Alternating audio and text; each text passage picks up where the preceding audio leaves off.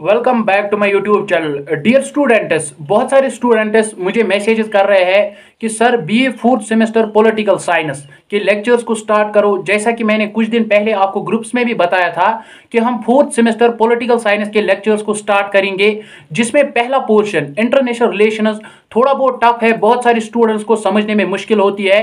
तो आज से मैं इसकी वीडियो सीरीज शुरू करूंगा जिसमें हम फोर्थ सेमेस्टर पॉलिटिकल साइंस के सिलेबस को कवर अप करेंगे। अभी आपके एग्जाम में 10-12 दिन है, तो इन 12 दिनों में हम इसको कवर अप करेंगे विथ एमसीक्यूज।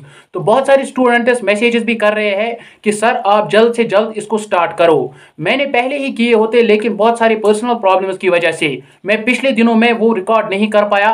तो फाइनली आज मैंने कोशिश की है, आज हम इसका पहला वीडियो जिसमें हम introduction to international relations and its scope को कवर अप करेंगे। इंशाल्लाह आने वाले दिनों में हम इसके थ्योरीज जिसमें realism, neo realism, liberalism, neo liberalism, world dependency theory and modernisation theory को कवर अप करेंगे। और भी अगर कोई टॉपिक होगा उसको हम कवर अप करेंगे ताकि आपका एग्जाम अच्छा जाए। सो वीडियो को स्टार्ट करने से पहले अगर आप इस चैनल पर पहली बार विजिट कर रहे हैं तो इस चैनल को सब्सक्राइब करें, और अभी तक अगर आपने हमारे ग्रुप्स को ज्वाइन नहीं किया है तो लिंक आपको डिस्क्रिप्शन बॉक्स में मिलेगी, वहां से जाके आप किसी एक ग्रुप को ज्वाइन करें, जहां से मैं अक्सर पीडीएफ्स, मॉक टेस्ट्स और एजुकेशन रिलेटेड अपडेट्स आपसे शेयर करता रहता हूं। सो चलिए हम करते हैं स्टार्ट आज की वीडियो को। International relations meaning and scope.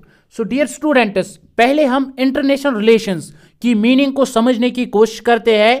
पहले अगर मैं आपसे ही पूछूं what does mean international relations, तो आप भी सिंपली यही आंसर करोगे, sir international relations means relationship between Nations. ये सही है। इसका मतलब है जो कंट्रीज के दरमियान आपस में रिलेशंस होते हैं, ताल्लुकात होते हैं, चाहे वो पॉलिटिकल रिलेशंस हो, इकोनॉमिक रिलेशंस हो, ट्रेड रिलेशंस हो, इसको हम सिंपली इंटरनेशनल रिलेशंस कहते हैं। अगर हम इसका वर्ड मीनिंग भी देखते हैं, inter means between, national means Nations, countries, तो बिटवीन कंट्रीज रिलेशंस यानी कंट्रीज के जो आपस में रिलेशंस, ताल्लुकात होते हैं, उनको हम इंटरनेशनल रिलेशंस कहते हैं। सिंपल सा आंसर है। अगर आपसे कोई भी पूछे तो सिंपली आप यही आंसर करना।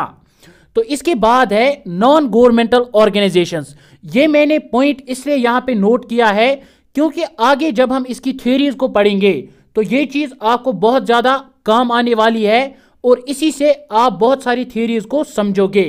नॉन गवर्नमेंटल ऑर्गेनाइजेशंस मीन्स वो ऑर्गेनाइजेशंस जिनका गवर्नमेंट के साथ कोई डायरेक्ट ताल्लुकात नहीं होता, जो अपना काम ह्यूमैनिटेरियन बेसिस पे करती है।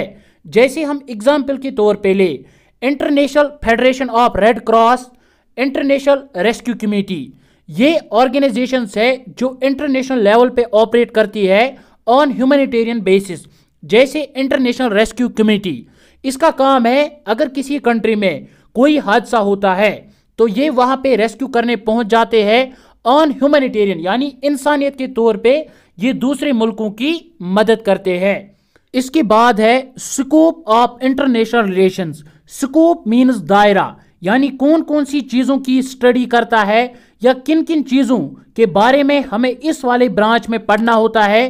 पॉलिटिकल साइंस का ये एक अलग ब्रांच है। जिस तरह पॉलिटिकल साइंस के और भी ब्रांच है जैसे political theory, western political thought, public administration, इसी तरह इंटरनेशनल रिलेशंस भी पॉलिटिकल साइंस का अलग ब्रांच है। और ये ब्रांच किन चीज़ों के बारे में स्टडी करता है या किन किन चीज़ों के बारे में हमें इस ब्रांच में पढ़ना होता है, इसको हम स्कोप ऑफ इंटरनेशनल रिलेशंस कहेंगे।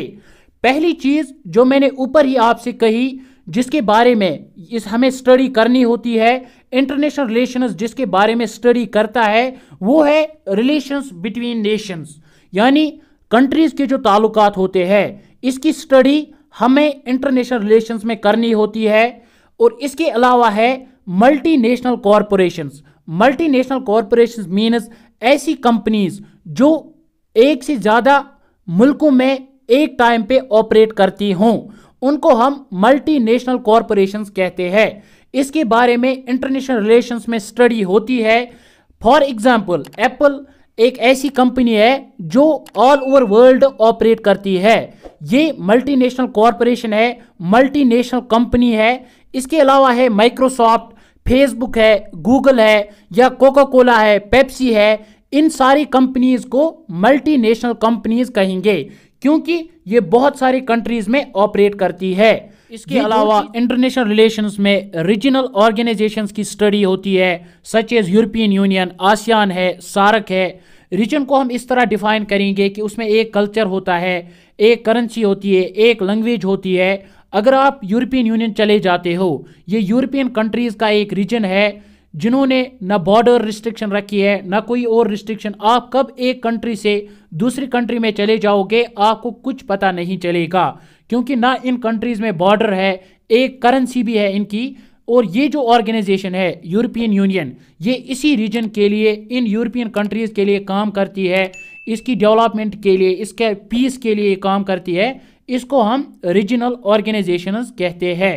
जिस तरह रीजनल ऑर्गेनाइजेशंस की स्टडी होती है इंटरनेशनल रिलेशंस में, इसी तरह इंटरनेशनल ऑर्गेनाइजेशंस जैसे यूएनओ है, वर्ल्ड बैंक है, वर्ल्ड ट्रेड ऑर्गेनाइजेशंस है, इंटरनेशनल मॉनिटरी फंड है, इंटरनेशनल कोर्ट ऑफ जस्टिस है, इनकी स्टडी यानी इनका क्या रोल है, इनके कितने पावर्स है, इस सब की स्टडी होती है इंटरनेशनल रिलेशंस में।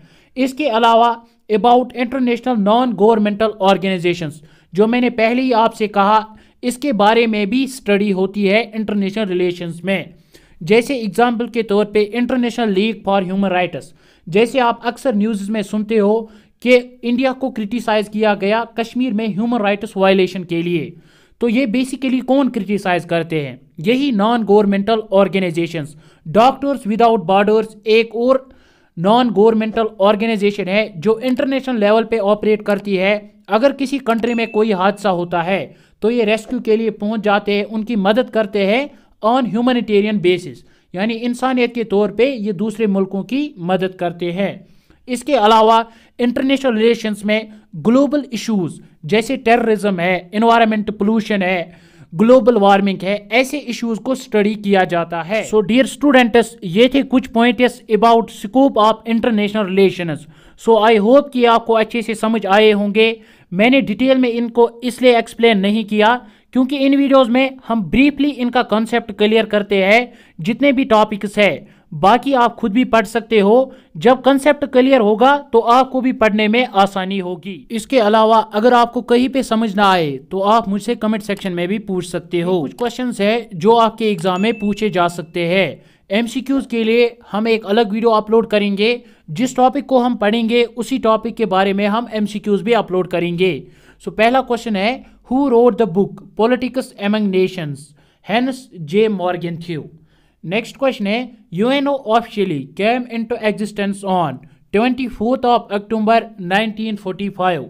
Next question is, WTO was established on 1st of January 1995.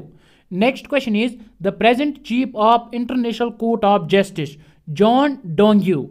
Next question is, SAARC was established in 1985 in Dhaka, Bangladesh. Next question is, World Bank was established in July 1944.